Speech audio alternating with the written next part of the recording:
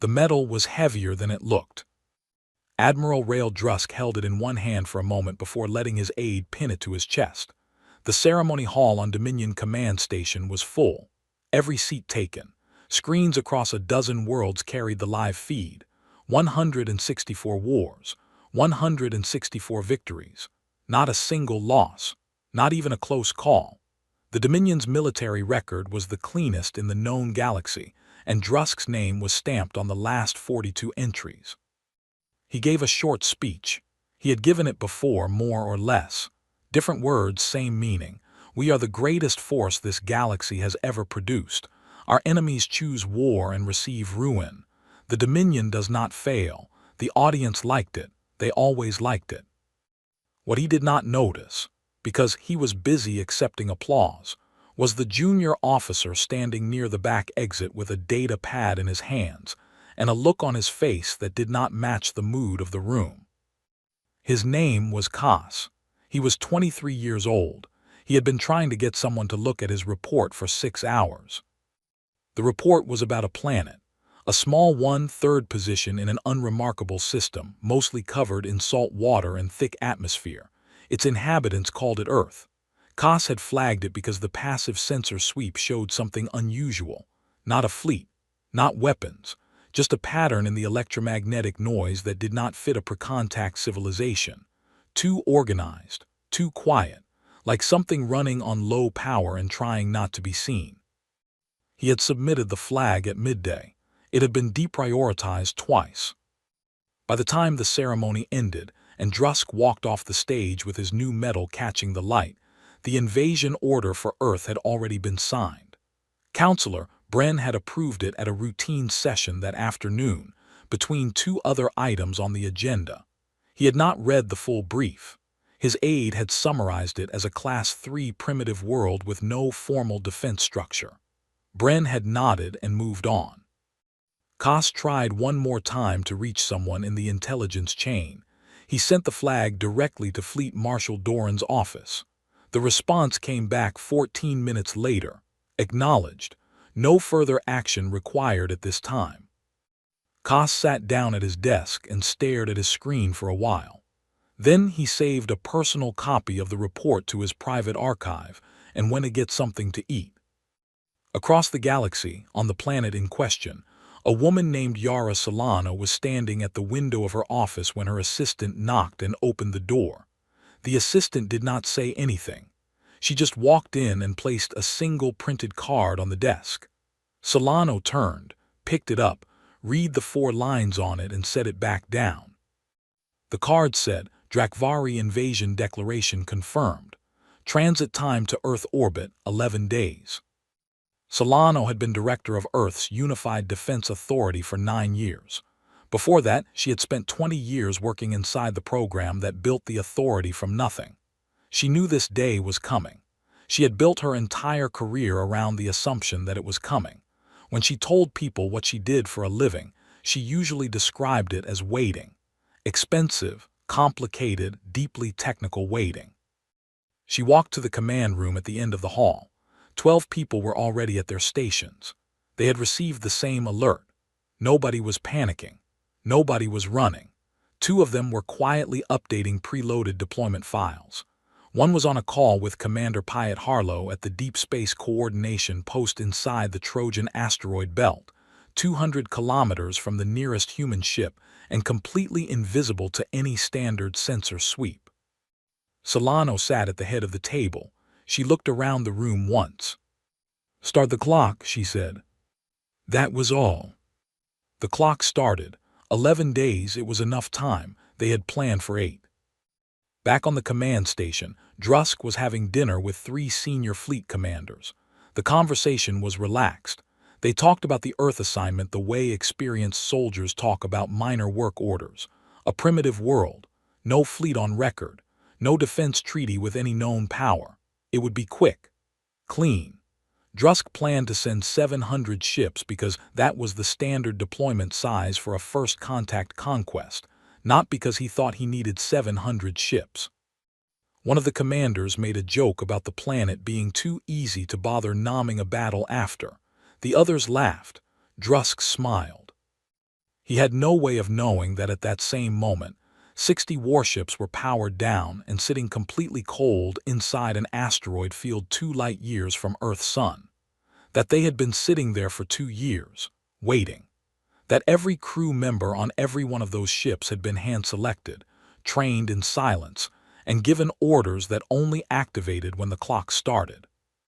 He had no way of knowing that analyst Nadia Reyes, a 31-year-old woman in a basement room in Oslo, had predicted the Drakvari invasion date within a 4-day window using nothing but passive sensor data and 6 years of behavioral modeling on Dominion expansion patterns. He had no way of knowing any of this because the Dominion's intelligence on Earth was built on what they could see, and humanity had spent 60 years making sure there was almost nothing to see. The metal on Drusk's chest caught the light again as he reached for his glass. 164 victories. He was not thinking about the 165th. The scout ship Vareth 9 dropped out of faster-than-light travel at the edge of the solar system and ran its standard survey in just under 4 hours. It was a 3-person crew. The pilot, a sensor operator, and a classification officer named Tev who had done this 41 times and considered it routine. They flew a wide arc around the outer planets, cataloged the gas giants, noted the asteroid fields, and spent about 20 minutes looking at the third planet from the star. They recorded city grids, atmospheric carbon output consistent with early industrial development, radio signals in the lower frequency bands, a number of small orbital platforms that matched the profile of communication relays and weather monitoring equipment, several short-range spacecraft in low orbit that carried no weapons signatures. Tev filled out the classification form. Class 3 primitive world, pre-warp drive, no standing military fleet detected, no planetary defense grid, no registration with any interstellar body, threat level negligible. He sent the report to Fleet Admiral Drusk's advance command, and the Vareth 9 left the system. It took them 4 hours to survey the entire solar system. In those 4 hours, they missed a great deal. They missed the listening posts. There were 9 of them, each one buried inside a hollowed-out rock in the outer asteroid belt, running on minimal power cells and completely cold to thermal sensors. Each one had been placed there over a period of 12 years by cargo ships with modified hulls and no external markings. The posts did nothing active. They just listened. They captured every transmission the Vareth 9 sent and relayed it back to Earth on a tight beam frequency that was too narrow and too brief for the Scout's sensors to detect. They missed the drone perimeter.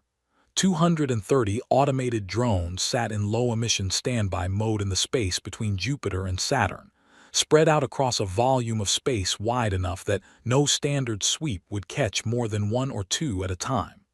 Individually, they looked like debris. Together, they were a detection web that could track a fleet from the moment it dropped out of faster-than-light travel. Every drone had been assembled in orbit, painted the same color as the surrounding rock, and given a power profile that matched the background noise of the solar wind. They missed the fleet.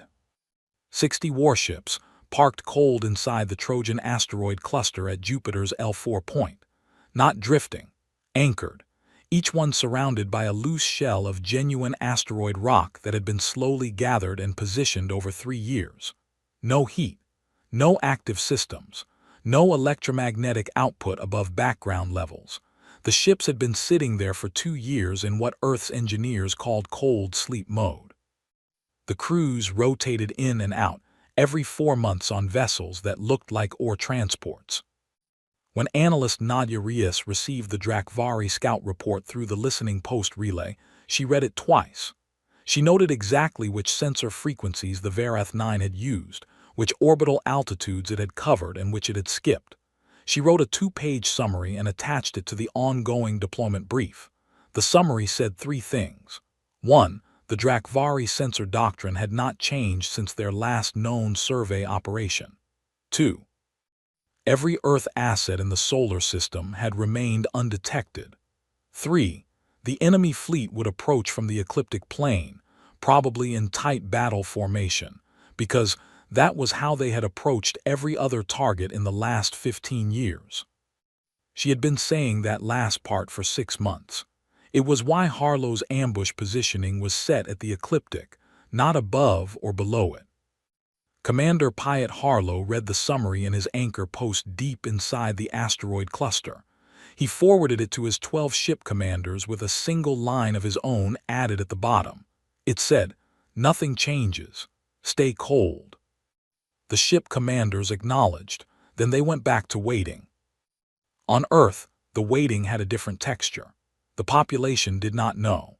The Defense Authority had made a deliberate choice 40 years earlier to keep the program classified at the highest level.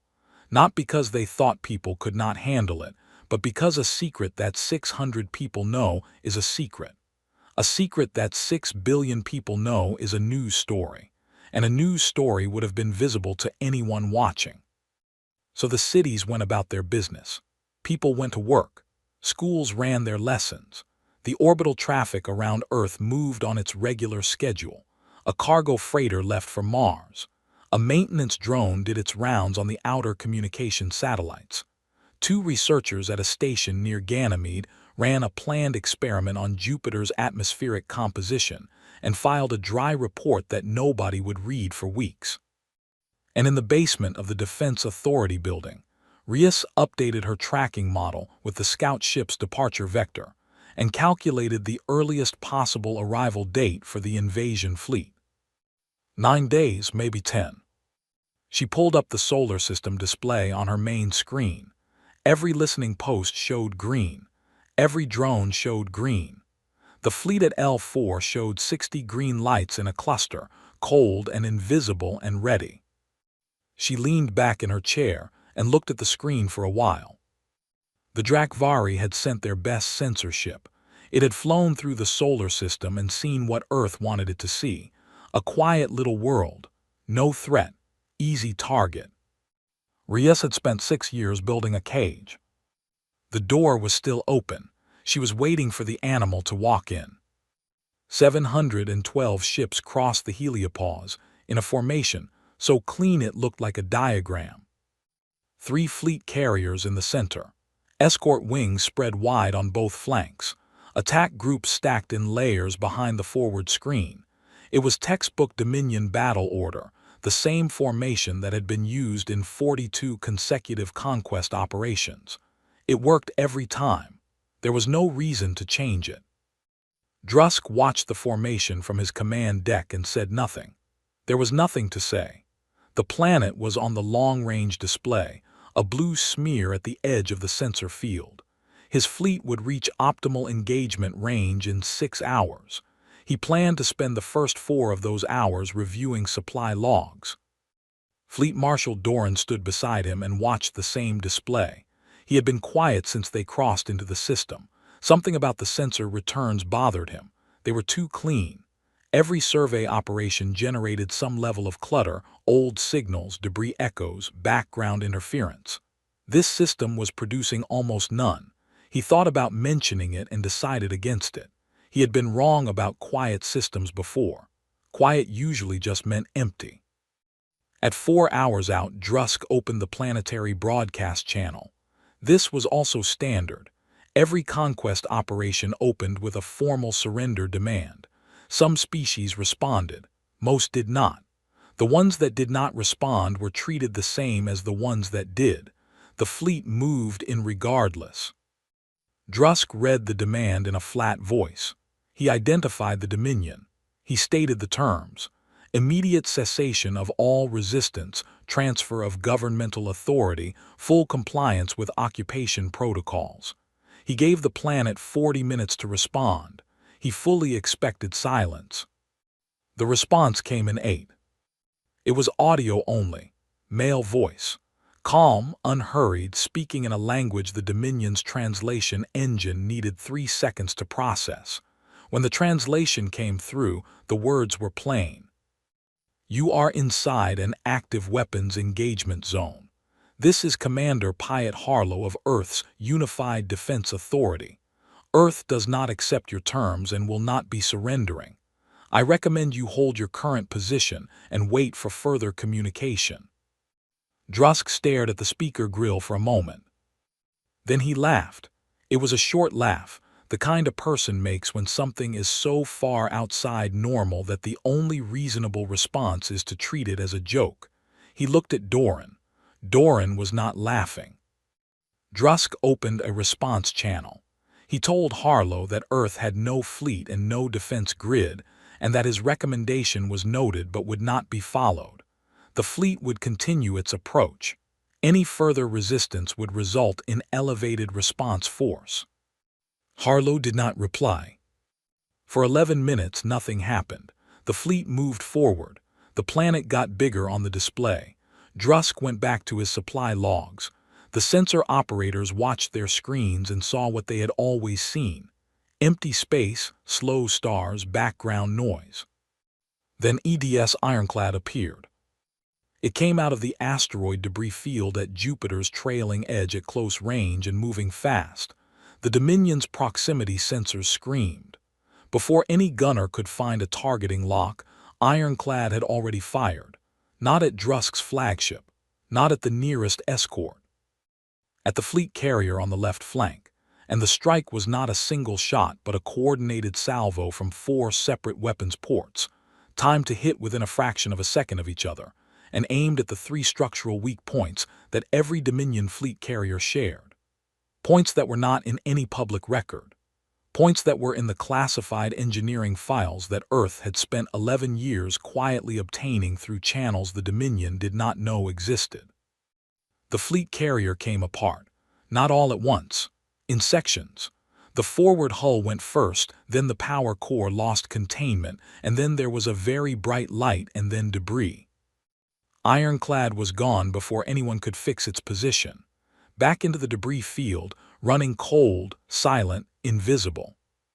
The command deck of Drusk's flagship was very quiet for a moment. Doran opened his mouth. Drusk cut him off. He did not want analysis. He did not want caution. He wanted the fleet to accelerate. He wanted the forward attack groups pushed into engagement range immediately. He wanted every sensor array at maximum power and every weapon system hot. He gave the orders in a sharp, hard voice. The kind of voice that happens when a man is trying to sound like he is not surprised when he is very surprised. The fleet accelerated. The formation tightened slightly as the escort wings pulled inward, a reflex response from fleet commanders who had just seen one of their carriers vanish. Tightening the formation was the trained response. Close the gaps, concentrate the firepower. It was the exact thing that Earth's battle planners had predicted they would do. Rias had included it on page 4 of her engagement projection. She had written, "Under threat, Dominion fleet commanders will instinctively compress. This is trained behavior. Design the kill box accordingly." Harlow had read that page many times. In the asteroid cluster at L4, 60 ship commanders received a single-word signal from Harlow's post. It was not a question. It was not a request. It was one word in plain text, sent simultaneously to every crew in the fleet. The word was now. 60 ships woke up at the same time. Not slowly, not in sequence, all at once like a single organism throwing off sleep. Power cores lit. Weapons systems came online. Thrusters burned cold gas into hot exhaust, and the ships pulled free of their asteroid anchors with the kind of practice speed that comes from running the same drill 400 times in complete darkness. The drone perimeter went active 1 second later. 230 units across a volume of space 200 million kilometers wide, all transmitting simultaneously, feeding real-time targeting data into every ship's fire control system, through a relay chain that Earth's engineers had spent 3 years making impossible to jam. The Drakvari fleet was in the middle of it before their sensors understood what was happening. The first wave of fire came from 3 directions at once. Not from the front, not from where the fleet had been watching. From the flanks and from directly below the ecliptic plane, exactly where Doran had suggested putting sensor pickets 3 days ago, and Drusk had told him was unnecessary. 2 escort wings collapsed in the first 90 seconds, not because Earth ships were larger or faster, but because the targeting data was perfect. Every shot was informed by years of passive observation. Earth's crews knew the Dominion's hull configurations, shield cycling times, and engine exhaust patterns the way a mechanic knows a car they have been servicing for a decade. They knew where to hit, and they knew when. Drusk's formation shattered under the pressure of simultaneous fire from multiple vectors. The fleet commanders tried to respond, but their communication was already degraded. The drone net was not just feeding Earth ships. It was also broadcasting interference on the Dominion's tactical frequencies in very precise, very targeted bursts. Not a full blackout. Something more surgical. Gaps in communication at exactly the moments when coordination mattered most. This was Rias's work. She had spent 2 years studying Dominion battle communication patterns and had designed the interference protocol herself. She called it a conversation interrupter. She had tested it on simulated formations until it worked 9 times out of 10. Against a real fleet in actual panic, it worked better. Drusk was not panicking. That was the one thing. He was wrong about almost everything else in this battle, but he was not a man who panicked. He stood at his command console and pushed orders into a communication system that was working intermittently, trying to reform the fleet into a defensive sphere formation, trying to get his remaining carriers to the center, trying to do in 5 minutes what should have been planned for in 11 days. Doran did not wait for orders. When the left flank collapsed and Drusk's attention was on the center, Doran took independent command of the 200 ships at the fleet's rear. He did something that no Dominion commander had done in 40 years of recorded battle history. He ordered a retreat. Not a full retreat, a fighting withdrawal, pulling the rear wing back toward the heliopause in controlled increments, maintaining formation, returning fire. It was ugly and it cost ships, but it was the right call. Doran understood what was happening even if he could not explain it yet. They had walked into something that had been built specifically to destroy them. The only answer to that was to stop walking forward. He managed to get 91 ships out. It would later be described as the only competent command decision made by the Dominion during the entire engagement. Drusk pushed deeper in. He had 2 fleet carriers left and roughly 300 ships in partial formation around him. He drove them forward, toward Earth, toward something to hit. The idea that he was losing did not fit. He had no framework for it. 164 victories meant that his instinct in a bad situation was always to attack harder, because attacking harder had always worked. He had never been in a situation where attacking harder was the wrong answer. It was the wrong answer. Captain Save Akafer's ironclad appeared again, this time from the inner debris field near Mars, and took out one of the 2 remaining carriers with the same coordinated strike pattern. Simultaneous hits on the same 3 structural points. Same result. The carrier came apart in sections. The 300 ships around Drusk lost cohesion. Without the carrier's command relay, their communication net degraded further. Individual commanders started making individual decisions, which is the last thing you want in a tight engagement zone covered by 230 active drones. Earth's ships picked them apart in groups, not with mass fire, methodically, prioritizing by threat category, working down the target list that Rias had prepared and Harlow had refined and every ship commander had memorized. The battle had stopped being a battle about 40 minutes in. It was closer to a clearance operation. Drusk's flagship was still fighting when the last of his escort wing went dark around him. His weapons were firing. His point defense was still cycling.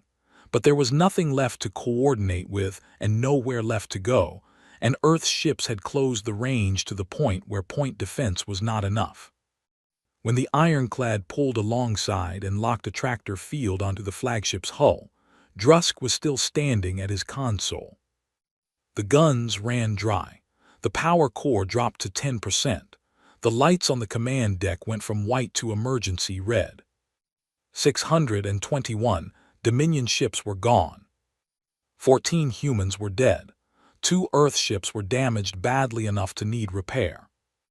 The battle lasted 2 hours and 19 minutes. Earth's after-action report later noted it as a successful execution of a pre-planned engagement scenario, with results within projected parameters. That was all it said. The flagship listed 9 degrees to port and stayed there. 3 of the 6 deck lights were dead. The main display still worked, barely, showing a sensor field full of debris that had once been ships Drusk knew by name.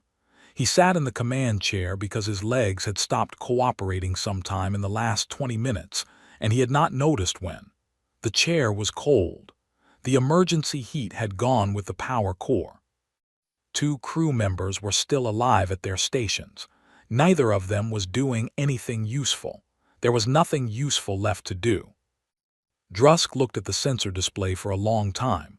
He kept trying to find the part where he had made the mistake, the obvious one, the single bad decision that explained how 700 ships became debris and smoke. He could not find it. He had done everything the way he had always done it. Formation, advance, press the attack. Those 3 things had worked 164 times. They should have worked 165th time. The communication console made a sound, a new channel request coming in. The signal was tight, clean, and coming from the direction of the inner system. He almost did not answer it, then he did. The voice was female, unhurried. She identified herself as Director Yara Solano of Earth's Unified Defense Authority. Drusk said nothing. He was listening. Solano did not ask for his surrender right away. She did something else. She told him why. Not why Earth fought. He understood that part. She told him how it had been done. She described the program that started 63 years ago, when Earth's first long-range passive sensor array picked up evidence of Dominion expansion moving in their general direction. She described the decision to never register Earth with any interstellar body, never file a fleet manifest, never broadcast military communications on any frequency that left the solar system. She described the listening posts in the outer asteroid belt, the drone net, the hidden fleet, the 11 years of classified Dominion engineering data obtained through sources she did not name. She described Nadia Reyes's behavioral models, the 6-month prediction window for the attack, the engagement design that treated the solar system not as a place to defend, but as a machine for destroying a specific type of enemy fleet. Drusk listened to all of it. When she finished, he understood something that he had not understood since the battle started. This was not a surprise, not for Earth. He had been surprising. He was the one who had shown up without knowing what was waiting. Earth had known he was coming for 6 months. They had known Dominion fleets were coming for 60 years. He was not the hunter who walked into a trap. He was the reason the trap was built. He sat with that for a moment. Then he asked her a question, the only one he could think of that mattered. Why didn't you attack first? There was a brief pause on the line, not hesitation, more like the pause of someone deciding how direct to be. We don't start wars, Solano said. That's the only rule we never broke. Drusk looked at the sensor display again. All that debris, his ships, his crews, his record which was not his record anymore. You could have, he said. You had everything ready. Yes, she said. We could have. We didn't because we weren't the ones being attacked. He thought about Counselor Bren signing the invasion order between agenda items. He thought about the ceremony hall and the medal on his chest, and the speech about how the Dominion does not fail. He thought about Cass, the junior officer at the back of the room with the data pad, who had probably tried to flag this and been ignored. He asked Solano one more question. How many people know about your program, about all of this? Fewer than 700, she said, for 60 years. Drusk closed his eyes. 700 people had kept a secret for 60 years that had just destroyed the greatest fleet in the known galaxy. The Dominion had intelligence services, surveillance networks, informant programs on 40 worlds, and not one of them had ever found a single person willing to talk. He opened a broadcast channel. His voice was steady. He identified himself. He stated the date and his position. He said that the 165th Conquest Fleet of the Drakvari Dominion was no longer combat capable, and that he, Admiral Rael Drusk, was formally surrendering under standard interstellar cessation protocol. In 400 years of Dominion military history, no commander had ever broadcast those words. His two surviving crew members looked at each other and then looked at the floor. Solano acknowledged the surrender with the same calm voice she had used for the entire conversation. She said a tow vessel would reach his flagship within 3 hours. She said his crew would be treated according to standard prisoner protocols and released within 60 days. She said the cessation talks would begin as soon as communications could be established with the Dominion High Command. Then she said one more thing. She said, "For what it's worth, your fleet marshal made the right call when he retreated. Tell him that." Drusk did not respond to that. He closed the channel and sat in the red-lit silence of his ruined command deck and looked at the place on the display where his fleet used to be. He did not feel angry anymore. He was not sure what he felt. He reached up and took the medal off his chest and set it on the console in front of him. He looked at it for a while. Then he turned it face down so he did not have to look at the front. The news reached the Dominion High Command in pieces. The first piece was a gap in the fleet's regular position updates, which automated systems flagged as a communication anomaly. The second piece was a partial signal from Fleet Marshal Doran's retreating wing, fragmentary and badly degraded, that contained enough information to tell the communications officer who received it that something had gone wrong on a scale she had no category for. She sat on it for 4 hours before she told anyone, because she could not figure out how to say it. The third piece was a full surrender broadcast, clear and unencrypted, in Drusk's voice, which arrived on every military channel simultaneously and could not be suppressed because it was already in the public relay network before anyone realized what it was. Counselor Bren heard it while eating breakfast. He set down his utensils and did not pick them up again. By midday he had resigned. His written statement said he was stepping down for health reasons. Nobody who read it believed that, but nobody said so out loud, because most of the people who might have said so were also trying to figure out how personally responsible they were for the outcome, and whether saying anything would draw attention to themselves. The Dominion High Command held an emergency session that afternoon. 12 people in a room, 700 ships gone, and no framework in their collective experience for the situation they were in. They had a protocol for military defeats. It covered losing a battle, losing a campaign, losing a contested world. It did not cover a scenario where an entire conquest fleet met an enemy that did not officially exist and was eliminated in 2 hours. Junior Analyst Koss was reinstated before the session ended. Nobody apologized. He received a one-line message saying his previous flag had been reviewed and found accurate. He read it twice and filed it next to his personal backup of the original report.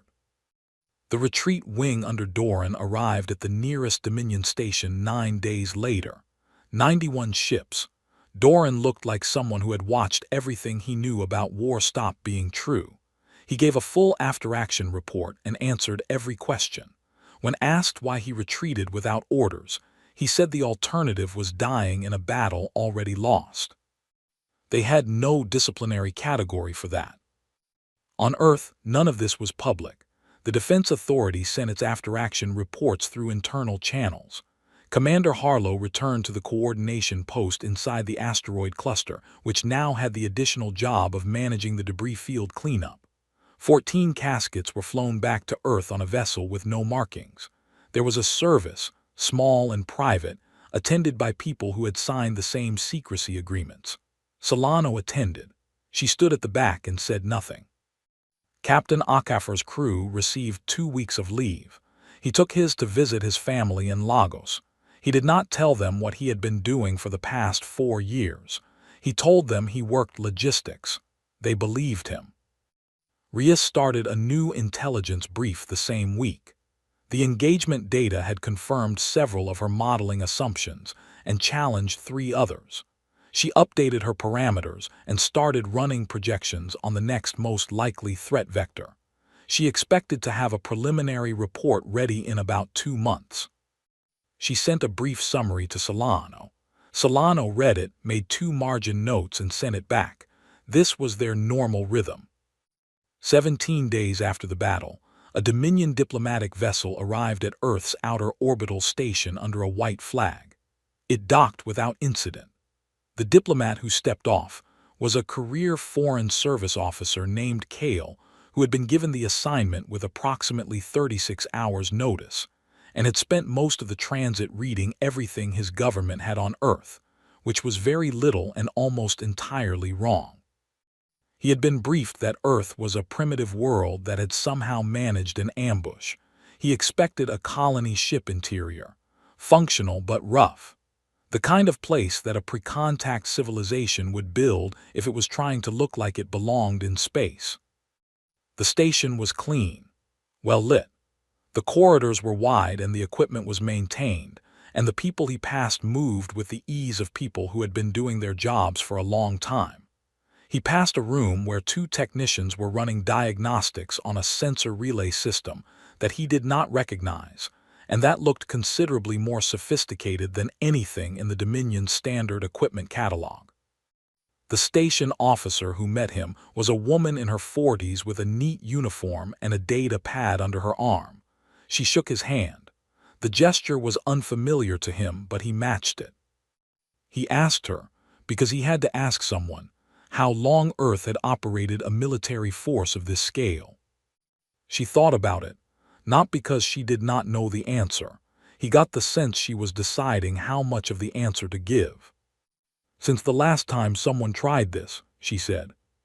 She handed him a docking form and showed him to the conference room where the ceasefire talks would begin. Kale sat down at the table and looked at the water glass in front of him and tried to organize his thoughts. He had a prepared opening statement. He no longer felt like reading it. He had a list of Dominion positions and demands. He no longer felt like presenting them. He had the distinct and uncomfortable feeling that he was the one who had come here to surrender, not to negotiate. He was not entirely wrong.